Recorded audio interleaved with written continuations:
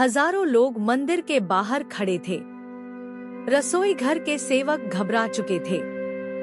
भंडार में चावल कम था, दाल भी आधी बची थी। सबको लग रहा था कि आज पहली बार महाप्रसाद कम पड़ जाएगा।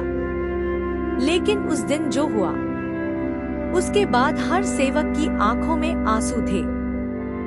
पुरी की सुबह हमेशा की तरह शंख ध्वनि से जागी थी। समुद्र की हवा मंदिर की दीवारों को छू रही थी। मंदिर के अंदर सेवक तैयारियों में लगे हुए थे। आज कोई बड़ा उत्सव नहीं था, इसलिए रसोई में सामान्य दिनों जितना ही महाप्रसाद बन रहा था। एक वृद्ध सेवक ने दूसरे से कहा, लगभग 5000 भक्तों का प्रसाद तैयार हो जाएगा।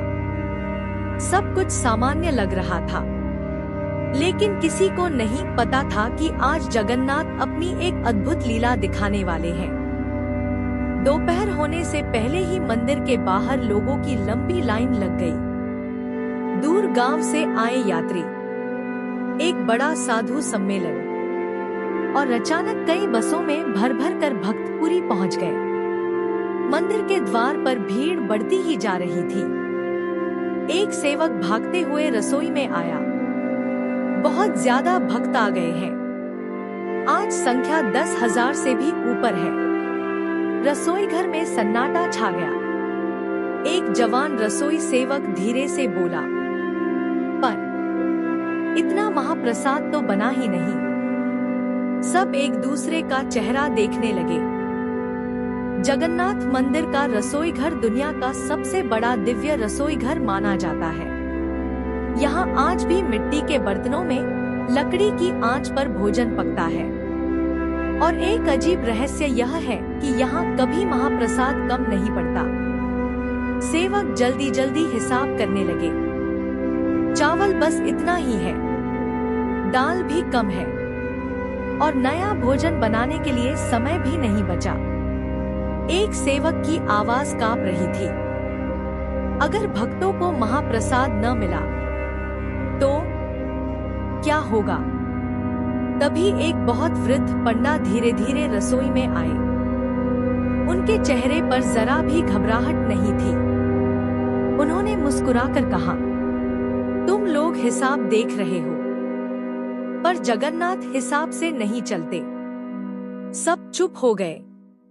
वृद्ध पंडा ने महाप्रभु की मूर्ति की तरफ देखकर हाथ जोड़ दिए।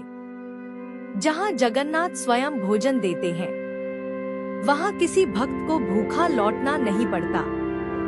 यह कहकर उन्होंने आंखें बंद की और धीरे धीरे नाम जप करने लगे। जय जगन्नाथ, जय जगन्नाथ। पीछे मंदिर की घंटियां बजने लगी। दोपहर का समय हो गया। आनंद बाजार में महाप्रसाद बांटना शुरू हुआ। एक के बाद एक लोग आते गए। पत्तलों में भर भर कर महाप्रसाद दिया जा रहा था। सेवक हर कुछ मिनट बाद बर्तनों के अंदर झांकते। उन्हें लग रहा था कि अब भोजन खत्म हो जाएगा, पर भोजन खत्म ही नहीं हो रहा था। एक सेवक ने दूसरे से धीरे से कहा, अभी तक इतना कैसे बचा हुआ है? दूसरा सेवक बस चुप था। उसकी आंखों में हैरानी साफ दिखाई दे रही थी। शाम होने लगी, लेकिन भीड़ अब भी कम नहीं हुई थी। हजारों लोग महाप्रसाद पा चुके थे। एक छोटा बच्चा अपनी माँ से बोला, माँ, सबको इतना प्रसाद कैसे मिल रहा है? उसकी माँ मुस्कुराकर बोली, क्योंकि बेटा, ये सिर्फ भोजन नहीं, जगन्नाथ का आशीर्वाद है।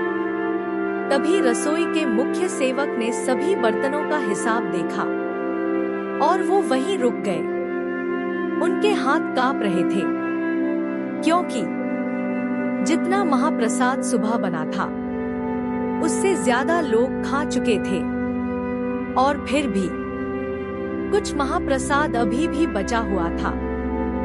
रात को सभी सेवक मंदिर के एक कोने में बैठ गए। किसी के पास शब्द नहीं थे। वृद्ध पंडा धीरे से बोले, अब समझ आए? जगन्नाथ के घर में देने वाला इंसान नहीं, स्वयं भगवान है। एक जवान सेवक की आंखों से आंसू निकल आए। उसने कहा, आज मैंने अपनी आंखों से चमत्कार देखा है। सबने एक साथ हाथ जोड़ दिए। जय जगन्नाथ। लोग कहते हैं जगन्नाथ टेम्पल का महाप्रसाद कभी कम नहीं पड़ता, क्योंकि वहाँ भोजन सिर्फ अन्न नहीं होता, वो महाप्रभु का प्रेम होता है। और भगवान का प्रेम कभी खत्म नहीं होता।